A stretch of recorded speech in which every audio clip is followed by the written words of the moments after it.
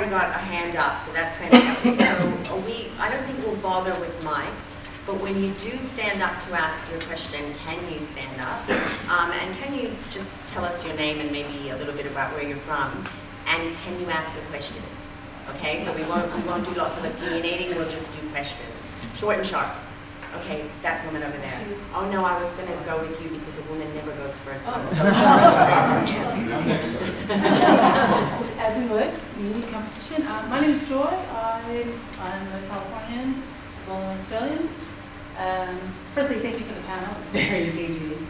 And thank you, Tim, for your also kind of more specific and not American perspective. That was very interesting. And I also know that you're an Englishman, so you bring another longer perspective too. My question is, I think Tim, you mentioned about how Biden is starting to electoralize his vote and his base.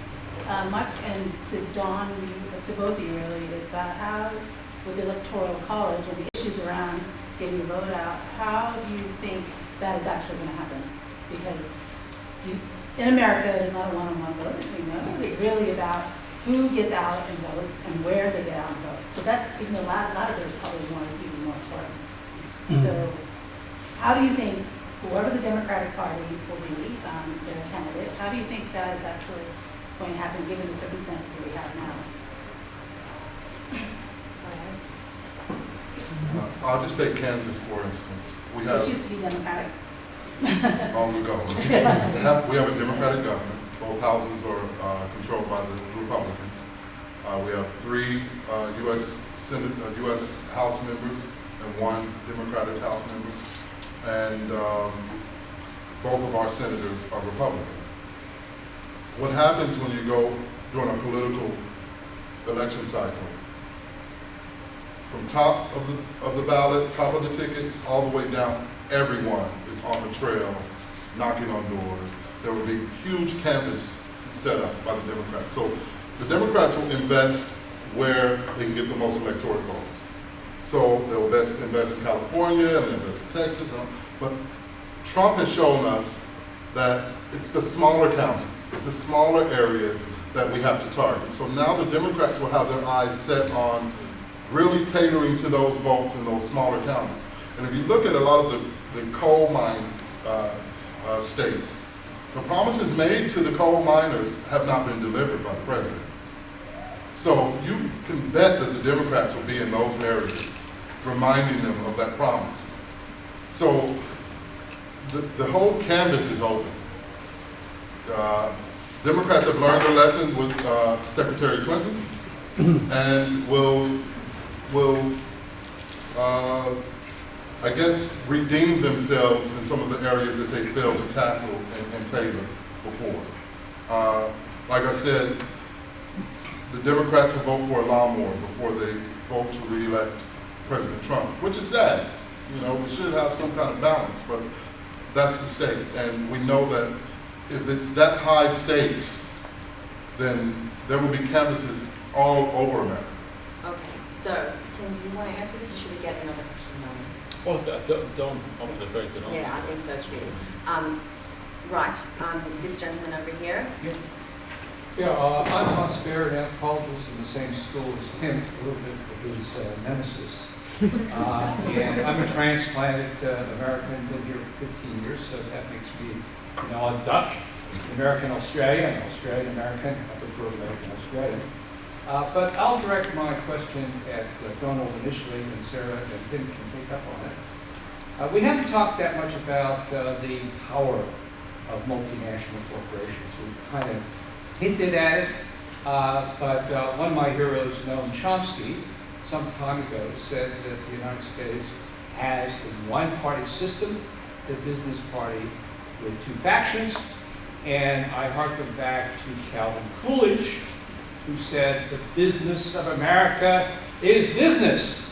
And then you have what is good for General Motors is good for America. So Donald, as a dyed-in-the-wool Democrat, is it a real 2-party system, or is the business party sort of lurking in the background? Well, there's a two-party system, but then you have I said real. well, there is a real two-party system, but you have a real party in each of the a real business party in each of the systems. Business is what makes America tick. America is a capitalist nation. So business is front and center. And when there's no business, then a lot of people lose their jobs. Not only their jobs bring in income, but their political jobs. For instance, in our state, Boeing threatened to leave, so we issued a $500 million star bonds to keep them there. Business is what makes the machine, it's the oil of the machine. All right, we might also get, Sarah, do you want to answer that, or does anyone else want to answer that? I'll just throw in one thing quickly, which is that I do think that there are business interests in each party, but what's been really fascinating to me, both with Trump being elected and also most recently with what happened on Super Tuesday, is you can't totally corral the American people or the Australian people. They basically went, yeah, Bloomberg with all that money, and I watched you debate, and I actually thought you were terrible, so I've changed my mind. So money, and Trump did not win with a huge war chest. The person who had the huge war chest was Jeb Bush. So it really is important to remember that, you know, voters are wonderfully finicky people, you know, who sit there and make up a decision about stuff. And the final thing I'll say is that Bernie Sanders has really, wherever this candidacy goes, he has significantly altered the Democratic Party the same way Trump actually has changed the Republican Party. He has shifted. Once you put somebody in that party and you call him a Democratic Socialist and you move him to the left, well, everything kind of jogs over a bit to the left. So I think the Democratic Party today, everybody is left of where Obama was. So yeah, I think it's changing. Yes, this argument that it represents business interests, I'm not morally offended by that. I think America's contribution to the world has been the great guarantor of a global free trading system.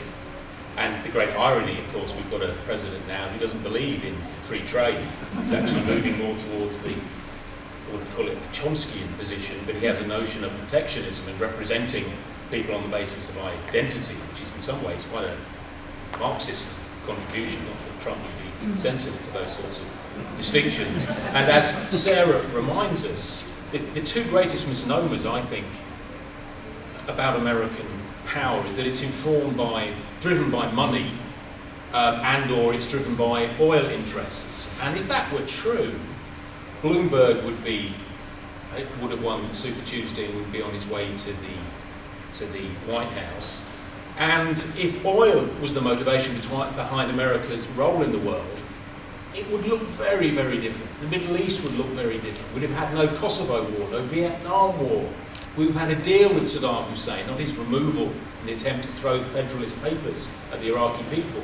So the left's critique, broadly construed, the left is a large body of thinking and thought, broadly construed fails to understand, I think, some of the central imperatives of American power.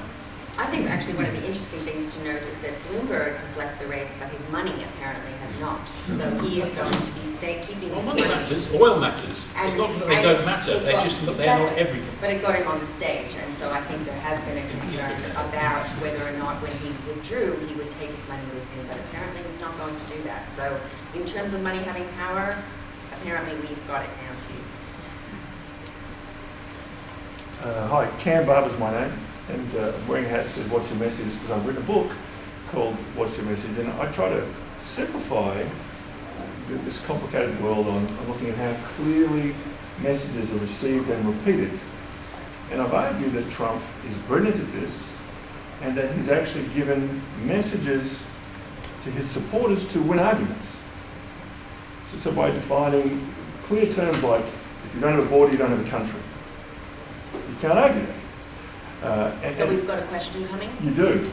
My question is, can the Democrats or the left actually win? Because they have so many factions that if you look at the United Kingdom, people are saying that the pledge, what was it, a trans pledge or something, that the left made seem alienated. We had the Australian election, I'm oversimplifying, I know, but we had the Australian Too election. many messages. Tax, no simple messages. Can the Democrats actually win with so many factions and so many messages to deliver? Can I have just a quick go back at that? Yes, I think you illustrate an important point. If you looked at Trump's MAGA, his Make America Great Again, and the simplicity of that, nothing on the Democratic side could match it. But Hillary Clinton, what was Hillary Clinton's ringing phrase? I'm with her. Stronger together.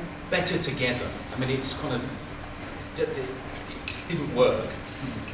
I think Obama altered the tone of the discourse, and Trump picked it up and ran with it. In 2008, the mantra, the posters in student bedrooms was change and hope and we are the change we've been waiting for. By 2012, it was Bin Laden is dead, General Motors is alive. I killed the nastiest Islamist I could find, and I kept alive a greenhouse gas producing industry. This was Obama in 12.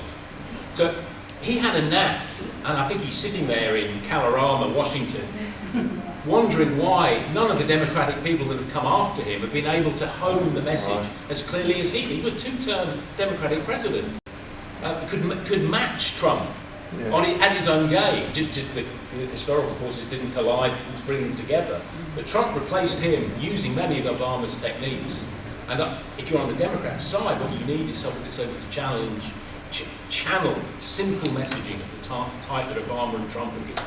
Because Sarah's a journalist, I'd love to hear, and then Donald, I'd love to hear your view on that. Is it all about the soundbite? Either one of you. Well, simply don't Trump will help. It's 2 words. That is Someone writing that down? That is the message. It works. That's where the Democrats agree, I would say. Yeah, no, I agree. I think, I remember the night before the election going, you know, what is Hillary, I mean, like trying to encapsulate what Clinton's message was. It was mushy. And you can't be mushy. It has to be simple. All right, look, we've got time for one more, and I have really been ignoring this side of the room. You, sir. I would like to thank the panelists. My name is Maya. I'm from the NAU.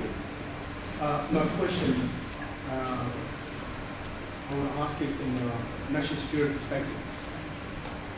When Barack Obama was the president, he had pivoted to Asia, and the issue of South China Sea was alive and tackled. When Belt once stood right by China, it was there also to be considered as a part of the policy. We negotiated TPP, was also mutually later on was dropped.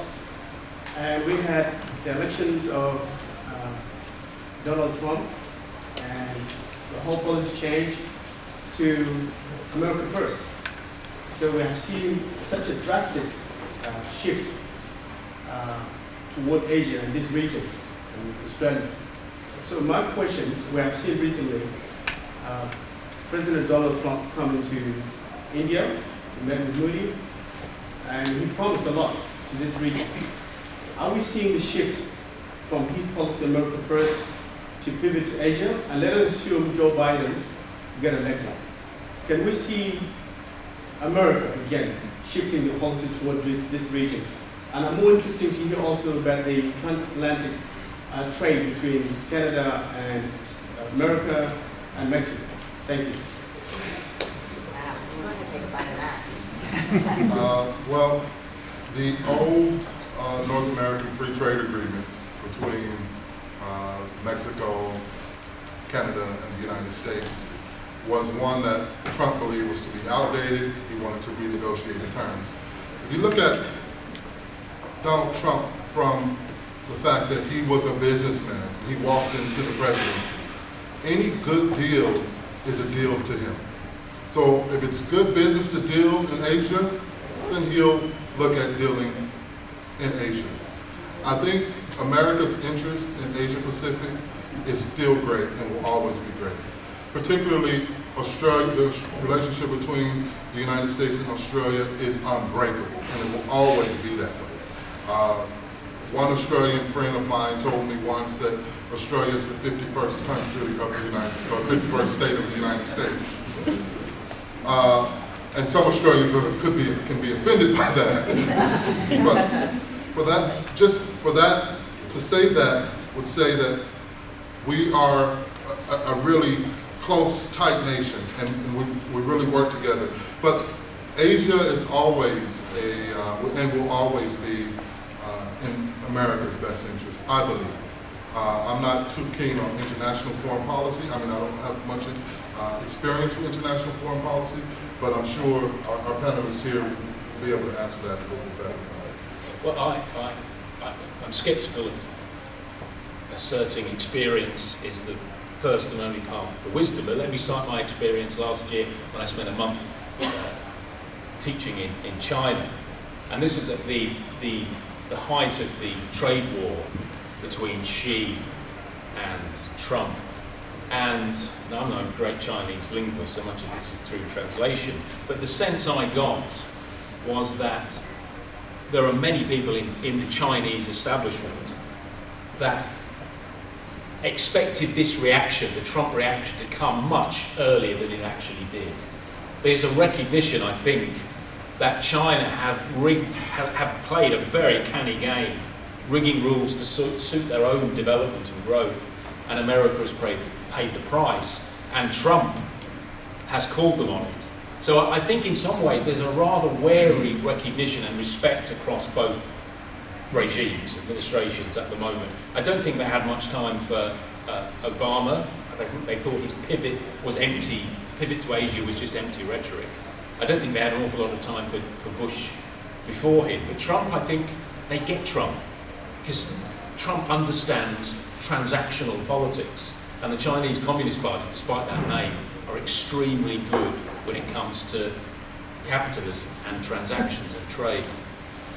Okay, fantastic. Look, you've been a really wonderful audience. I just thought very quickly we'd go through the panel and give you just our picks on if you want to keep up with things and maybe you want some advice and suggestions about what is good to listen to or what is important to read.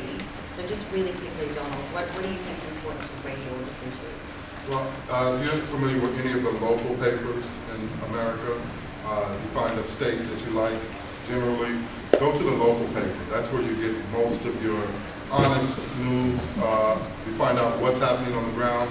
And also, if you want to learn more about the similarities and differences of Australia and America, visit my podcast at www.greenland, like the country, greenlandthepodcast.com. Fabulous. Sarah? So right now I'm reading a wonderful biography of Frederick Douglass on the Pulitzer Prize by David White, and that is, David Blight. I wanted to get the name right for you because I can never remember the name. So that's what I'm reading at the moment. I think pay attention to radio. Everybody here listens to the ABC. Have a listen to NPR. You can get that on an app as well. Hacks on Tap with David Axelrod is interesting if you're listening to what's going to be happening with the Democrats. And the only other thing I'd say in summary is I think the pivot is going to be international at the moment. We're dealing with an international, coming, looming. Is there going to be a pandemic? I think that's going to be a time when suddenly all of us remember that no country stops at its borders and that everybody is going to have some level of international cooperation for us to deal with it, which we will. And I think that's what I'm going to be watching as we go forward because I think that's going to affect a lot of things. Tim? I'm going to be old-fashioned and encourage you all to go back and read for the first time Alexis de Tocqueville's Democracy in America. Is it a thin book? Particularly 246, so volume 2, book 4, chapter 6, where he outlines the consequences of democracy for a people. And I think you could start there and work your way from the beginning back to that point, and it would still give you the best understanding of the current travails, problems and potentials of American democracy as any book that's been written in the 180 years since.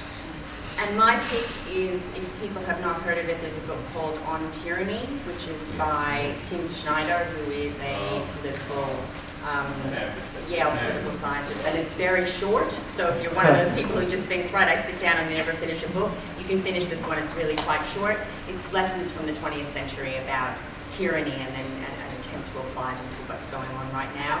And Slate Political Gabfest, and of course, if you're not paying for some media, pay for it because it's it's really important to keep the free media going. So thank you all for being such a wonderful audience. Can we please thank